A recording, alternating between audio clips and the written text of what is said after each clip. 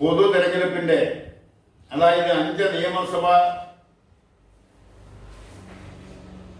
മണ്ഡലങ്ങളിലെ തെരഞ്ഞെടുപ്പ്, 5 സംസ്ഥാനങ്ങളിലെ നിയമസഭാ മണ്ഡലങ്ങളിലേക്കുള്ള തെരഞ്ഞെടുപ്പിന്റെ ആദ്യ മണി മുഴങ്ങിക്കഴിഞ്ഞു. എല്ലാ രാഷ്ട്രീയ കക്ഷികളും വിജയിക്കുന്നതിനുള്ള സ്ഥാനാർത്ഥികളെ കണ്ടെത്തുന്നതിനും ചിലർ സ്ഥാനാർത്ഥികളെ പ്രഖ്യാപിച്ചു കഴിഞ്ഞു. അവരുടെ സ്ഥാനാർത്ഥികളെ ജയിക്കുന്നതിന് വേണ്ടുന്ന കരുനീക്കങ്ങൾ നടത്തിക്കൊണ്ടിരിക്കുന്നു. ഈ രാഷ്ട്രീയ സാഹചര്യത്തിലാണ് നിലവിലിരിക്കുന്ന ഭരണകക്ഷിക്കാർ വീണ്ടും അധികാരത്തിൽ വരുന്നതിന് വേണ്ടിയുള്ള കരുക്കൾ നീക്കുന്നത്. അധികാരത്തിൽ ഇല്ലാത്ത കക്ഷികൾ എങ്ങനെ തിരിച്ച് വീണ്ടും എങ്ങനെ അധികാരത്തിൽ വരാൻ കഴിയും എന്നതിനെ കുറിച്ചുള്ള കാഴ്ചപ്പാടോടുകൂടിയുള്ള പ്രവർത്തനങ്ങൾ, ചർച്ചകളൊക്കെയാണ് ഇന്ന് കേരളത്തിൽ ചൂടുപിടിച്ചുകൊണ്ടിരിക്കുന്നത്. രാഷ്ട്രീയത്തോട് താല്പര്യമില്ല, ആര് ഭരിച്ചാലും ഒരുപോലെ തന്നെ എന്ന് പറയുമ്പോഴും കേരളത്തെ സംബന്ധിച്ചിടത്തോളം കേരളത്തിലെ ബഹുഭൂരിപക്ഷം പേരും രാഷ്ട്രീയത്തോട് താല്പര്യമുള്ളവരാണ്.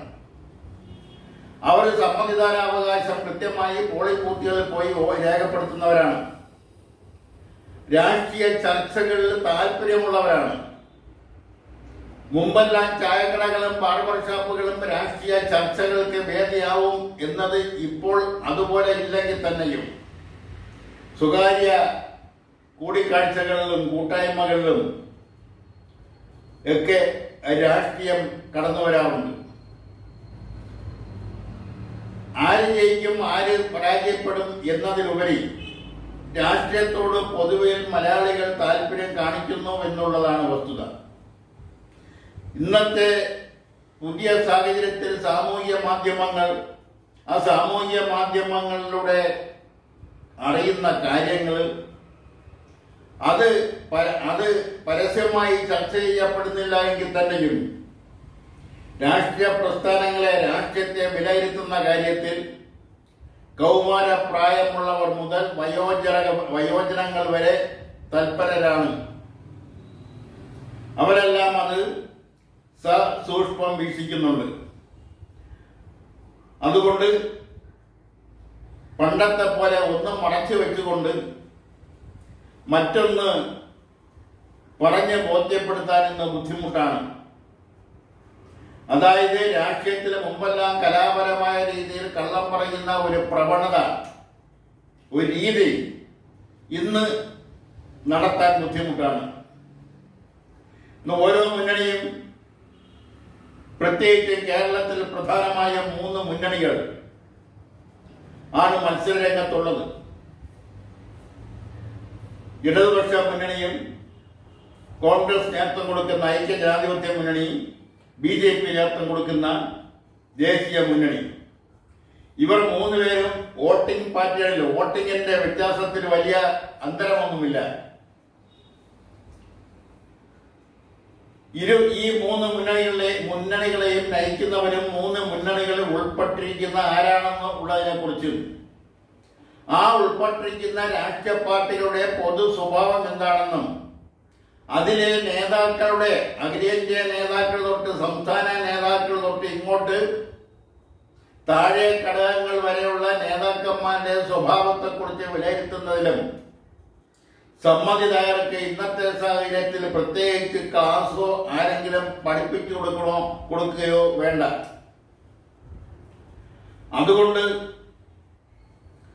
പ്രവൃത്തികളുടെ ഫലമായിട്ടായിരിക്കും ഓരോ രാഷ്ട്രീയ കക്ഷികളും അവരുടെ പ്രവർത്തകർ ചെയ്യുന്ന പ്രവൃത്തികളുടെ ഫലമായിട്ടായിരിക്കും വോട്ടുകൾ ലഭിക്കുക എന്ന് തീർത്തും അങ്ങ് പറയാനാവില്ല. മുമ്പൊരിക്കൽ കൊല്ലം MLA ആർ സുഗതൻ പറഞ്ഞതുപോലെ ആര് ഭരിച്ചാലും പോരന് കുമ്പിളി തന്നെ കഞ്ഞി എന്നൊരു ചൊല്ല്, ആ ചൊല്ല് ഇപ്പോഴും നിലനിൽക്കുന്നു. ആര് ഭരിച്ചാലും ഒപ്പം തന്നെ എന്ന ചിന്താഗതി ഉള്ളവരും കുറവല്ല. ഒരു രാഷ്ട്രീയ പാർട്ടിയോടും പ്രത്യേകിച്ച് പ്രതിബദ്ധത ഇല്ലാത്തവരുമുണ്ട്. എല്ലാവരും ഒപ്പം തന്നെ. അഴിമതിയുടെ കാര്യത്തിലായാലും കാര്യക്ഷമത ഇല്ലായ്മയുടെ കാര്യത്തിലായാലും സ്വജനപക്ഷപാതത്തിന്റെ കാര്യത്തിലായാലും കപട വാഗ്ദാനങ്ങളുടെ കാര്യത്തിലായാലും ഒക്കെ എല്ലാവരും തുല്യർ തന്നെ എന്ന അഭിപ്രായമാണ് പൊതുവിലെ ഉള്ളത്. അതുകൊണ്ട് രാഷ്ട്രീയ പ്രസ്ഥാനങ്ങളുടെ പ്രവർത്തനങ്ങളെ വിലയിരുത്തുന്നതിന് മുമ്പത്തേക്കാളും ഇന്ന് സമ്മതിദായകർ അതിവിദഗ്ധരാണ്. അതുകൊണ്ടാണ് ഇവിടെ ആരാണ് അധികാരത്തിൽ വരിക എന്നുള്ളത് എളുപ്പത്തിൽ നിർവചിക്കാൻ കഴിയാത്തൊരവസ്ഥയും കേരളത്തിലുണ്ട്. കഴിഞ്ഞ 10 വർഷമായി കേരളം ഭരിക്കുന്ന ഇടതുപക്ഷ ജനാധിപത്യ മുന്നണി, ആ മുന്നണി വീണ്ടും തുടർ ഭരണത്തിൽ വരുമെന്ന് വിശ്വസിക്കുന്ന ഒരു വിഭാഗം, ആ മുന്നണി ഇനി അധികാരത്തിൽ വരാൻ പാടില്ല, ഇനി തങ്ങൾക്ക് ഭരിക്കണമെന്ന് വിശ്വസിക്കുന്ന മറ്റൊരു ഭാഗം, തങ്ങൾക്ക് അധികാരത്തിൽ വരാൻ കഴിയില്ലെന്ന് ഉറച്ചു വിശ്വസിക്കുന്നതോടൊപ്പം തന്നെ ഏതാനും സീറ്റുകളെങ്കിലും സ്വന്തമായിട്ട് ഉണ്ടാവണമെന്ന് ആഗ്രഹിക്കുന്ന മുന്നണി വേറെ. അങ്ങനെ ഈ 3 മുന്നണികളെയും മാറി മാറി നോക്കിക്കാണുന്നവരാണ് സമ്മതിദായകർ. സമുദായ സംഘടനകളെ, മതസംഘടനകളെ കൂടെ നിർത്തുന്ന കാര്യത്തിൽ, അത് ഏത് കാര്യങ്ങൾ പറഞ്ഞായാലും അവരെ ഒപ്പം നിർത്തുന്ന കാര്യത്തിൽ ഒരു മുന്നണിയും മോശക്കാരല്ല. അതിന് അവസാനത്തെ ഉദാഹരണമാണ് കഴിഞ്ഞ ദിവസം ഒരു സമുദായ സംഘടനയുടെ വാർഷിക സമ്മേളനത്തിൽ, ആ സമ്മേളന വേദിയിൽ അല്ലെങ്കിൽ ആ സംഘടനയുടെ നേതാവിന് ചുറ്റും 3 പ്രധാന രാഷ്ട്രീയ കക്ഷികളുടെ നേതാക്കന്മാർ കൂടെ നിൽക്കുന്ന ഫോട്ടോ ഇന്നത്തെ മിക്ക പത്രങ്ങളിൽ വന്നിട്ടുണ്ട്. അപ്പൊ ഇതുകൊണ്ട് മനസ്സിലാക്കേണ്ടത്, എത്ര മതേതരത്വം പ്രസംഗിച്ചാലും, എത്ര ജാതി വിരുദ്ധത പ്രസംഗിച്ചാലും, എത്ര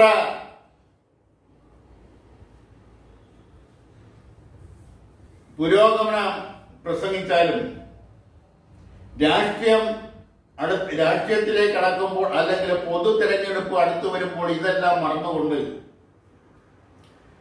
വർഗീയതയും വർഗീയ സംഘടനകളെയും എല്ലാം കൂടെ പിടിച്ചുകൊണ്ട്, കൂടെ നിർത്തിക്കൊണ്ട്, അരികത്ത് നിർത്തിക്കൊണ്ട് എങ്ങനെ കൂടുതൽ വോട്ടുകൾ കരസ്ഥമാക്കാം എന്ന് ചിന്തിക്കുന്ന പതിവ് ഇന്ന് മുമ്പത്തേക്കാളും കൂടുതലാണ്. ആദ്യകാലങ്ങളിൽ കേരളം രൂപീകരിച്ച കാലഘട്ടത്തിൽ, ആദ്യകാലങ്ങളിൽ നടന്ന പൊതു തെരഞ്ഞെടുപ്പിൽ ഇതിന്റെ തീവ്രത എത്രയോ കുറവായിരുന്നു. ഇന്നാവട്ടെ ആ തീവ്രത പരമോന്നതയിൽ എത്തി നിൽക്കുന്നു. ഇന്ന് ജാതി പറയാതെ ആർക്കും വോട്ട് ചോദിക്കാൻ കഴിയാത്തൊരവസ്ഥ, മതത്തിന്റെ പ്രാധാന്യം പറയാതെ ആർക്കും വോട്ട് ചോദിക്കാൻ കഴിയാത്തൊരവസ്ഥ, സ്ഥാനാർത്ഥികളെ നിശ്ചയിക്കുന്നത് പോലും ജാതിയും മതവും നോക്കിയാണ്. ജയിച്ചു വന്നാൽ മന്ത്രിമാരെ നിശ്ചയിക്കുന്നത് ജാതിയും മതവും നോക്കിയാണ്. ആ ശ്രമങ്ങൾ പോലും രാഷ്ട്രീയത്തിൽ ഇടപെട്ടുകൊണ്ടിരിക്കുന്നു. ഒരു കാലഘട്ടത്തിൽ രാഷ്ട്രീയത്തിൽ നിന്നും മാറി നിന്നിരുന്ന, മതേതരത്വത്തിൽ അടിയുറച്ച് വിശ്വസിച്ചിരുന്ന, ജാതി വിരുദ്ധതയിൽ അടിയുറച്ച് വിശ്വസിച്ചിരുന്ന, അന്ധവിശ്വാസത്തിനെതിരെ അടിയുറച്ച് വിശ്വസിച്ചിരുന്ന ആ ആശ്രമങ്ങളിലെ മഠാധിപതികൾ അവരെല്ലാം ഇന്ന് പ്രത്യക്ഷ രാഷ്ട്രീയത്തിൽ അഭിപ്രായം പറഞ്ഞു തുടങ്ങിയിരിക്കുന്നു. അവരെല്ലാം ഏതെല്ലാമോ സമുദായത്തിന്റെ പ്രതിനിധികളായി രംഗത്ത് വന്നുകൊണ്ടിരിക്കുന്നു. ആ സമുദായങ്ങൾക്ക് വേണ്ടി സംസാരിക്കുന്നു. ആ സമുദായങ്ങളുടെ പ്രതിനിധികളെ കൂടുതൽ സ്ഥലങ്ങളിൽ സ്ഥാനാർത്ഥികളാക്കണമെന്ന് ആവശ്യപ്പെടുന്നു. ഇതെല്ലാം കേരളത്തിലെ സാംസ്കാരിക മേഖലയിലെ, രാഷ്ട്രീയ മേഖലയിലെ, സാമൂഹിക മേഖലയിലെ വികലമായ ഒരു സ്ഥിതിവിശേഷമാണ്. കാണിച്ചു തരുന്നത്. ഇതിനെതിരെ നിരന്തരമായി ശബ്ദിക്കേണ്ടവർ, നിരന്തരമായി പ്രവർത്തിക്കേണ്ടവർ, നിരന്തരമായി ആശയവിനിമയം നടത്തേണ്ട സംഘടനകൾ, പ്രസ്ഥാനങ്ങളെല്ലാം തന്നെയും ഒഴുക്കിന് അനുകൂലമായി നീന്തുന്ന പ്രവണതയാണ് കണ്ടുവരുന്നത്. ഇതെല്ലാം ഭാവിയിൽ വരുന്ന അല്ലെങ്കിൽ പുതിയ തലമുറയെ എങ്ങനെ ദുഷിപ്പിക്കും എന്നതിനെ കുറിച്ച് അവർ ചിന്തിക്കുന്നില്ല. ഈ വരുന്ന തെരഞ്ഞെടുപ്പിൽ, അതോടൊപ്പം തന്നെ ആ തെരഞ്ഞെടുപ്പിൽ മത്സരിക്കുന്നതിന് വേണ്ടിയുള്ള നേതാക്കന്മാരുടെ ഇടയിലുണ്ടാവുന്ന മത്സരങ്ങൾ ഇപ്പോൾ ഇടതുപക്ഷ മുന്നണിയിലെ CPI-യും CPM-ഉം സ്ഥാനാർത്ഥികളെ പ്രഖ്യാപിച്ചു കഴിഞ്ഞു. അതേസമയം ഇടതുപക്ഷ ജനാധിപത്യ മുന്നണിയിലെ ഘടകകക്ഷികളുടെ ഇടയിലുള്ള അഭിപ്രായ ഭിന്നത, ഇപ്പൊ കോൺഗ്രസിലെ NCP-യിലെ മന്ത്രി മത്സരിക്കുന്നതിന് എതിരെയുള്ള ആ പാർട്ടിയിൽ നിന്നുള്ള അഭിപ്രായ ഭിന്നത, അതുപോലെ തന്നെ തിരുവനന്തപുരത്തെ പ്രധാനപ്പെട്ട തിരുവനന്തപുരം സീറ്റിൽ ജനാധിപത്യ കേരള കോൺഗ്രസിനെ വിട്ടുകൊടുക്കുന്നതിനുണ്ടായ അഭിപ്രായ ഭിന്നത, നിലവിലെ MLA മന്ത്രിയൊക്കെയായ MLA-ക്കെതിരെയുള്ള അഭിപ്രായങ്ങൾ, ആ MLA അയോഗ്യരാക്കിയ സംഭവങ്ങൾ, ആ സീറ്റ് CPM തന്നെ ഏറ്റെടുക്കണമെന്നുള്ള അഭിപ്രായം ശക്തമായ സാഹചര്യത്തിൽ ആ അഭിപ്രായത്തിൽ നിന്ന് മാറി നിന്നുകൊണ്ടാണ് അത് ജനാധിപത്യ കേരള കോൺഗ്രസിന് തന്നെ കൊടുക്കാൻ തീരുമാനിച്ചത്. അതുപോലെ തന്നെ മറ്റു കൊല്ലം ജില്ലയിലെ ഒരു RSP ലെനിനിസ്റ്റ് പാർട്ടിയുടെ നിലവിലെ MLA കോവൂർ കുഞ്ഞുമോന് തന്നെ ആ സീറ്റ് വിട്ട് അത് മാറ്റി എടുക്കാൻ തീരുമാനിച്ചെങ്കിലും കോവൂർ കുഞ്ഞുമോന്റെ നിർബന്ധത്തിന് വഴങ്ങി ആ സീറ്റിലേക്ക് കോവൂർ കുഞ്ഞുമോന് തന്നെ നൽകാൻ എടുക്കേണ്ടി വന്നു. അതുപോലെ ചില സീറ്റുകളിൽ അവർ മത്സരിക്കുന്ന 80 സീറ്റുകളും പാർട്ടി ചിഹ്നത്തിൽ ആണെങ്കിൽ 5 സീറ്റുകളിൽ മാത്രമാണ് പാർട്ടിയുടെ പിന്തുണയുള്ള സ്വതന്ത്രന്മാരെ നിശ്ചയിച്ചിട്ടുള്ളത്. അതിൽ മുൻ മന്ത്രി KT ജലീലുണ്ട്, ചവറ MLA സൂരജുണ്ട്. അതെല്ലാം CPM-വുമായി ചേർന്ന് പോകുന്നവരാണ്.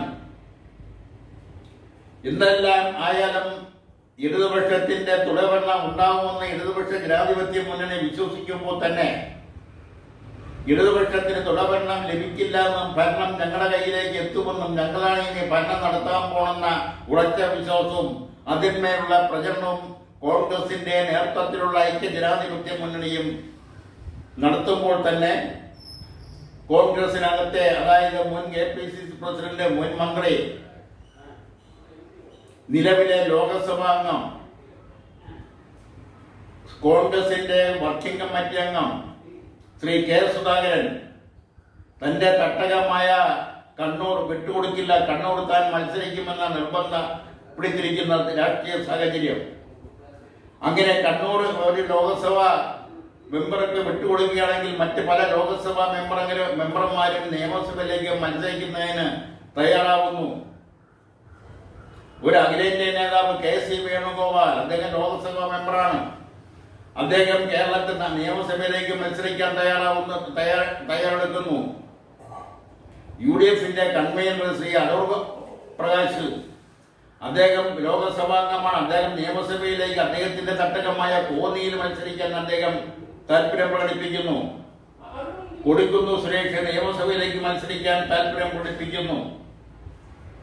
ഇങ്ങനെ ആകെ കുഴഞ്ഞു മറിഞ്ഞ ഒരു അന്തരീക്ഷം കോൺഗ്രസിനകത്ത് നിലനിൽക്കുന്നുണ്ട്.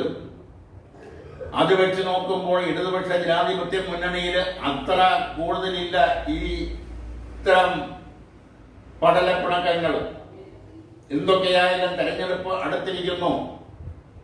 1-2 ദിവസം കൊണ്ട് കോൺഗ്രസിന് ഉള്ളിലെ അഭിപ്രായ ഭിന്നതകൾ പരിഹരിക്കാൻ കഴിയുമെന്നാണ് കോൺഗ്രസിന് പുറത്തു നിൽക്കുന്നവരുടെ വിശ്വാസം. കാരണം അങ്ങനെയൊക്കെ സംഭവിച്ചിട്ടുണ്ട്. തിരഞ്ഞെടുപ്പ് അടുക്കുമ്പോൾ തിരഞ്ഞെടുപ്പ് വരുമ്പോൾ അഭിപ്രായ ഭിന്നതകൾ മാറ്റിക്കൊണ്ട് അവർ ഒരുമിച്ച് സ്ഥാനാർത്ഥിയെ ജയിപ്പിക്കുന്നതിന് വേണ്ടിയുള്ള പ്രവർത്തനങ്ങളിൽ ഏർപ്പെടുന്ന പാരമ്പര്യം കോൺഗ്രസിന് ഉണ്ട്. അത് ഇപ്രാവശ്യം അങ്ങനെ തന്നെ ആയിരിക്കും എന്ന് തന്നെയാണ് കോൺഗ്രസിന്റെ അണികളിൽ ശുഭാപ്തി വിശ്വാസം നിലനിൽക്കുന്നത്. എന്തായാലും കേരളം തെരഞ്ഞെടുപ്പ് കഴിയുമ്പോൾ ഏപ്രിൽ 9 ഒറ്റ ദിവസം കൊണ്ടാണ് കേരളത്തിലെ തെരഞ്ഞെടുപ്പ് നടക്കുന്നത്. മെയ് 4 വരെ കാത്തിരിക്കേണ്ടി വരും ഫലമറിയാൻ. കേരളത്തോടൊപ്പം തന്നെ തമിഴ്നാടും ബംഗാളും ആസാമും പോണ്ടിച്ചേരിയിലും എല്ലാം തെരഞ്ഞെടുപ്പുണ്ട്. അതിൽ പോണ്ടിച്ചേരിയും ആസാമും എല്ലാം BJP ആണ് ഭരിക്കുന്നത്. തമിഴ്നാട്ടിലാവട്ടെ DMK ആണ്, ദ്രാവിഡ മുന്നേറ്റ ഘടകമാണ് ഭരണം നടത്തുന്നത്. ബംഗാളിലാവട്ടെ തൃണമൂൽ കോൺഗ്രസ് ആണ്. ഇതിൽ എത്ര പേര് തിരിച്ച് വീണ്ടും അധികാരത്തിൽ വരുമെന്നുള്ളത് മെയ് 4 വോട്ടെണ്ണുമ്പോൾ തിരിച്ചറിയാനാവും. അതുവരെ നമുക്ക് കാത്തിരിക്കാം.